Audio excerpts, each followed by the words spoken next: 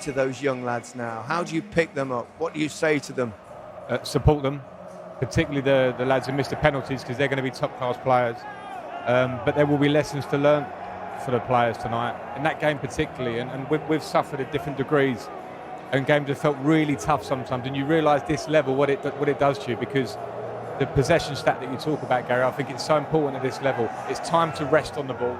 It's time to get some footing into the game and have it. And Italy got that tonight. And we, after the first 20 minutes, we never really did enough. Is that where sometimes it can possibly break down a little bit, the fact that you've only actually got 3 forward-thinking players on the pitch? Because when they started, obviously, a back 3, 2 wing-backs, 2 holding players.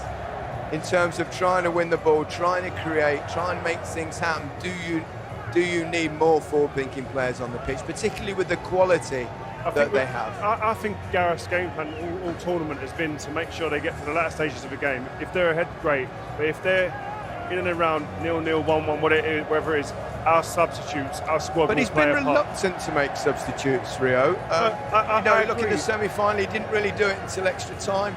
Likewise, he didn't make too many until very late in the game. And I agree, and that goes back to where people's thoughts were probably before the tournament, that maybe sometimes he can be conservative. He maybe fell into that. I thought that we could have been more positive in this game. That's one criticism I would say, and level at him in this game maybe. There were times is that perhaps a danger of the fact sometimes you get ahead early in a game and all of a sudden you've got something to cling on? Yeah, but forces you subconsciously deeper. I understand that, but you look at 2 shots on target the whole game. I get that, but you look at Mancini. First half, we were a team, probably we looked more comfortable, more composed. They go in at half-time, he adjusts things. They come out, they dominate the game, dominate possession completely. That's because game management, from a coaching perspective, he's seen something, changed it. Is it easier to change something that you've seen when you're perhaps behind in a game than perhaps when you're winning? Maybe, yeah. But you've got to be good on both sides of the game. When you're winning, you've got to be able to see out a game. But also when you're losing, you've got to be able to adjust it, to actually fix things, to actually get a positive result. It's the way it is. I think there's also a lot of responsibility on players here, and we're asking a lot. But I thought there were some great performances. Harry Maguire, I thought, was outstanding. But really was. You could Phillips in midfield as well. Phillips was brilliant. I mean, when you think his journey, where he's come from, Declan Rice until he came off, but when games turn, and maybe we do talk about us being relatively young in a sense. Maybe you felt the experience of a Bonucci, a Chiellini. They've been here before, they understand. So I thought they were really comfortable and confident on the ball, even when they were losing the game. They kept passing, kept moving. Again, I think they're the tough lessons to be learned. Lessons to be learned. Let's hear from England's captain, Harry Kane. Harry, it's always tough to lose, but to lose in the manner that you did, does that make it even tougher? Yeah, 100%. I couldn't give more. The boys couldn't give more. Penalties, obviously, the worst feeling in the world when you lose, and it wasn't our night. It's been a fantastic tournament. We should be proud, hold our heads up high. But of course, it's going to hurt now. It's going to hurt for a while, but look, we're on the right track, and we're building, and hopefully we can progress from this next year. You said it wasn't your night tonight. What do you feel went wrong? I know it's hard to analyse this early. Yeah, I mean, we're playing against a very good side. Obviously, we got off to the perfect start. Maybe dropped a little bit too deep. Sometimes when you score that early, it's easy to try and soak up the pressure and try and hold on to that. And that's probably what happened. They had a lot of the ball, they had a lot of possession, but to be fair, we looked fairly in control. They didn't create too many chances. And then obviously they got their breakthrough from the set piece, and then after that it was probably a 50-50. In extra time we grew into the game, had a few half chances, and then obviously penalties is penalties. We went through our process. The boys done everything they could. It just wasn't our night. We saw you all go over to Marcus Jayden and particularly to Bukayo at the end. What was the message to them, and the way you crowded around them, does that tell us a lot about this group? Yeah, you just got to hold your heads up high, Fantastic tournament. And look, these things can happen. Penalty shootout, you go through your process, you put it where you want to put it, but anyone can miss a penalty. So we win together, we lose together. So we'll learn, we'll grow from it. Them boys will grow from it. And it'll give us even more motivation to do well in the World Cup next year. I know it is raw at the moment, but when the dust has settled, will you be able to focus on all of the positives, the fact you have gone one step better than Russia? Yeah, we should be extremely proud as a group of what we've achieved. Like I said before, we're all winners, so we want to win, and it's going to hurt for a while. And it'll probably hurt for the rest of our careers, but that's football. So, like I said, we progressed well from Russia, and now it's about continuing that. We've got a great squad. loads of young players hungry for more football like this. So that's all we can do is build and learn. And like I said, hopefully go into next year in a better way. Thanks for your time, Harry. Commiserations. Thank you. Got a feel for England's captain, Harry Kane. Whacked his penalty in his terrific performance. 4 goals in the tournament, yet still he's without a major trophy of any kind.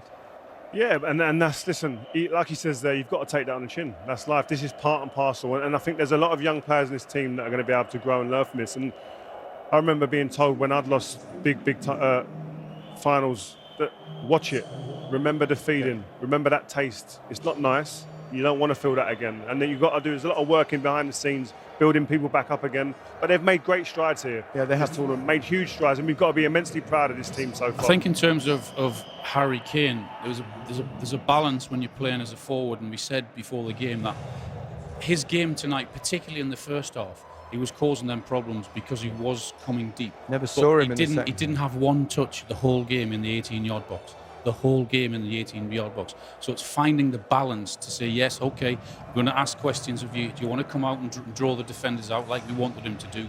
But in terms of being a threat, which is where he should be, he didn't have a shot. So it's been a really tough night for him. And having said that, he is against 2 giants at the back in Bonucci. Is that down to him, or is he being asked to do that job, though? That's the difference. No, because that's what we said before the game, that can cause them problems, and it did in the first half, because we were getting runners off them in behind and attacking the space. But there's a balance. You've also got to say, okay, well, that's fine me doing that, but what I'm best at is getting into the box and getting on the end of crosses, and he didn't have one touch in the 18-yard box. I understand when you say that's what he's best at, and we all sit in here frustrated. We wanted him in the box more. But if you're being asked by a manager to do something, I was better on the ball, coming out of the ball when I was a younger player. Sven said to me, don't run out or you won't play. But that's running out of the ball. But what I'm saying is that when you're asked by a manager to do something, no, but he's experienced enough to know now that he's one of the best centre forwards in the world. If the manager says you can by all means come short for the ball and cause problems, he's experienced enough to know that. But he gets paid to be in the box and score goals. But isn't he suffering also from the fact that England didn't have that much of the ball? If you've only got 34% possession, that's part of the problem. By and large, apart from probably the first 20 minutes in the game when England bossed it a little bit, Italy started gradually to gain control, didn't they? Absolutely, Gary. I think if you look at the second half in particular, every time we win the ball back, we were so deep, it would take so long to get out the pitch. We didn't have sustained periods of possession in their half where you're giving Harry the opportunity to say, okay, I might play in that space behind their midfield, but also give me time to get in and around the box and get me out of the pitch, and it never worked like that for him tonight. No. Let's remind ourselves of how Italy got things on level terms. Set piece, England have only conceded 2 goals at this tournament. One was the free kick in the semi-final. This was a kind of scruffy corner, but unlucky Pickford, actually, wasn't he? Really unlucky, because he pulled a very, very impressive save off and keeping the first one out. But if you look at where the Italian players are, wrong side of Stones, wrong side of Mount, then their desire to get on the end of it, they lose the ball at the near post, and that is so unlucky from Pickford's point of view, because he keeps it out superbly well. But Bonucci's in there to finish it off. It was such a game changer. Of course, a goal would change games, but at that point, you could sit relatively comfortable that Italy's possession wasn't causing us so many problems. It felt like they were growing, but the minute they get that goal, changes the goals mindset. change things, don't they? But Sure. the momentum shift, the psychological shift of goals is hugely important. Pickford was busy in the second half, made a couple of cracking saves. yeah, he did, and I thought he was excellent in his shot stopping. But it was like you see Insigne there coming central, Chiesa coming more narrow as well, and offering themselves up. They were a huge threat in the second half, especially. And again, Pickford had to be there to make sure that he didn't concede a goal. Position. But this was just a matter of time, it seemed, before the ball was going to hit the back of the net at this stage, because they were really turning the screw on us, and we couldn't react. That was the difference, wasn't it? I mean, the one Chiesa effort that we showed at half-time was the really only serious threat that they had on our goal in the first half. But the big difference is they got those two, Insigne and Chiesa, much more involved in the second half, got them onto the ball more often, and they were a bigger threat. It's a great save. I think when we were better than it looked first time round. It was hard to see what happened, but definitely got a hand on it there, didn't he? Scrubbed it away. Yeah, a great save, and it's unfortunate for England, because in terms of the game, here we are at the penalties here. Good save from Belotti. Great save. I mean, I imagine being a goalkeeper and saving two of the penalties and he actually grew in this situation. He looked like he enjoyed that pressure, he enjoyed that responsibility there, and he was very animated. He wanted to be the hero. You could feel that. But listen, at the end of the day, he'd done all he could do. There weren't much more he could have done. Jorginho was fortunate to be on the pitch, by the way, because he should have been shown a red card. Actually, that's a good point. Have we got that? Can we have a little look at that? Someone says in my ear, yes, we can. Let's have a look at the Jorginho tackle. It was very aggressive and slightly out. I mean, I saw a red card in this tournament when someone kicked the ball and followed through, but this looked worse than that. Oh, it's careless. It was injuring the safety of an opponent. It's over the top, and it should have been a red card. Frank? It feels like it follows on from VAR. There's been a lot of good things about VAR, but pretty sure in the Premier League that gets looked at on the monitor. It's a red card. It's not always easy to nail them straight away, but I think it's a red card when you look at it and you see it there. Yeah. Chiellini, he's a mountain of a defender, isn't he? I mean, he's a great character. Him and Bonucci together, you know what they've got? They're almost impregnable at times. They've got grit, they've got determination, they've obviously got footballing ability, they've got nous in how to defend, they've got the dark arts down to a T. But one of the biggest things they've got, or the biggest two things they've got, is they've got character and personality. When the going gets tough, these guys get bigger. Their shoulders go back, their chests come out. Here you're thinking Sterling's going to roll it across the goal for someone, he gets his leg out somewhere. These are the guys at the foundation with which this team's built on. Again, it looks like he's going to get beat here. Saka's going to turn that from a defensive position to an attack. He has no remorse in dragging him from his collar there. Takes the yellow card. Fabulous player. Yeah, they are. The sort of players you want on your side. Horrible to play against. Yeah, and that's so difficult to play at that age. 36 years of age in a game with the speed around you and the fear of people like Sterling running on inside, and trying to get shots away. Some incredible performances. They were mountains. 34-year-old and 36-year-old. I know. The number of games that they've played, coming into a major tournament, playing extra time in the semi-final penalties, playing extra time against Austria, Are you asking extra questions time again here? to see. It's like unbelievable. It is. It's actually all too unbelievable in some ways, possibly. Luke Shaw. It seems such an eternity ago that he gave England the lead. Yeah, and we were saying at half-time it was justification for playing wing-backs, because you went from one wing-back through Harry Kane, out to the other side to Trippier, the other wing-back, and then later on in this phase of play you see Luke Shaw turns up. And it goes from one wing-back Trippier to Shaw to score. And then again we said justify playing three at the back, because you couldn't do that just playing at four. It was fantastic. I think first half this worked, but again, once the Italians adjust and change things, then it's maybe about us reacting to try and change that and get momentum back on our side, and we never managed to do that. I mean, it's easier in hindsight, but how would you have changed things once you saw that Italy got dominant, particularly in the second half? Because the first half England were excellent, mostly. Yeah, I think that, the fact that we're talking about how aggressive our wing-backs were there, we also have to be aggressive without the ball. And the minute you start to have a bit of doubt, then you back off, and then the whole sense of the game changes. Well, he did change his system, didn't he? He did it when they equalised. He changed the system, and then there's an understandable change as well. But in-game changes are not always that simple either. No. When the momentum's already swung, it's like a double whammy of what's happening on the pitch plus the mental side of the game, and you could see that England were visibly hit by that. Let's get a word from the England manager, Gareth Southgate. He's with Kelly Summers. Gareth, it must feel like a bit of a weird twist of fate that you lose that game at Wembley on penalties in the end. Can you even begin to sum up how you're feeling right now? Well, we're hugely disappointed, of course, because I think, firstly, the players have been an absolute credit, and they've given everything they possibly could. Tonight, exactly the same. They've run themselves into the ground. At times, they played really well. At times, we didn't keep the ball quite well enough, especially at the beginning of the second half. But they can't have any recriminations. They've been absolute joy to work with, and they've gone further than we've gone for so long. But of course tonight it's incredibly painful in that dressing room. Yeah, lots of disappointed faces at the end, particularly for Bukayo Saka. We saw how disappointed he looked. Of course, you've walked in his shoes before as well. What's your message to him? That it's down to me. I decided on the penalty takers based on what we've done in training, and nobody is on their own. We've won together as a team, and it's absolutely on all of us in terms of not being able to win the game tonight. But in terms of the penalties, that's my call, and it totally rests with me. How confident were you when it went to penalties? Because your squad have been telling us over the past few weeks that you have been practicing them. Yeah, and we were well prepared, and obviously we started it well. Unfortunately, the guys weren't able to convert tonight, and they can't look at themselves in terms of how they practice, because they couldn't have done that any more or any better. We saw you go into a huddle just before the trophy lift. You've also been back in the dressing room with the players. What have you said to them? That we are all together, that they've been incredible to work with. They've given the country some unbelievable memories. Tonight is going to be extremely difficult for all of us, of course, and you have to feel that disappointment, because the opportunities to win trophies like this are so rare in your life.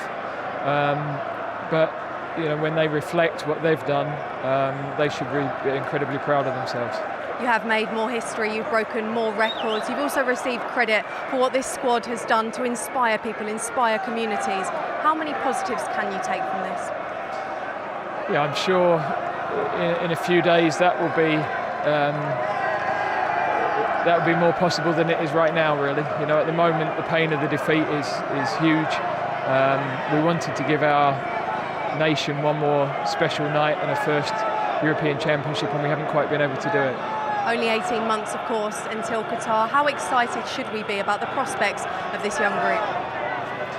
Well, again, personally, I can't really talk about that tonight. It's that feels a million miles away, and for certain this team, I think, can be better and can improve. You can see the number of young players that we've blooded in this tournament who've been absolutely fantastic. So, but yeah, the future is, I need a bit of time to reflect on that. We have given us some brilliant memories this summer, Gareth. Commiserations tonight. Thank you very much. You can see that he's heartbroken, but he's done a brilliant job over the past few weeks and past few years in many ways, hasn't he, Alan? When you consider where England were in 2016 to where they are now, semi-final of a World Cup, final of a European Championships, yes, it'll hurt like hell for him tonight and his players, and it'll hurt like hell for the rest of their careers, because it's not something you get over, trust me. But you've got to somehow find a way. You've got to find a way to move on. There have been plenty positives. They've made us feel so proud this last month. And as disappointing as it is, you've got to take a few days rest, a few weeks rest, and then you've got to come back. That's football. It's horrible when things like this happen. But you've got to move on somehow and find that way. Football fans are a judgmental bunch, by and large, Frank. Will there be people say that he got out-coached tonight by Roberto Mancini? I'm sure they will, because you're the England manager and you take so much responsibility on your shoulders, and we all have opinions. I don't think it's as simple as that at all. I think the nature of the game, sometimes in-game things happen, and the game changed. We didn't lose the game. Conceded, as Alan mentioned, 2 goals at set pieces in the whole tournament. We get to 120 minutes against a very good team and we're drawing and we lose on penalties. The conclusion of out-coaching, I wouldn't go. In fact, I think we should look back at what Gareth Southgate's done with this team and shown the flexibility and using young players in different ways. And every time he's changed the opposition, it's generally worked until tonight on penalties. I think we should laud that in terms of the work he's done. I think, listen, every game we've come here, we've sat here and said with England, he's made a big decision there, big call, whether it be formation change or individuals change.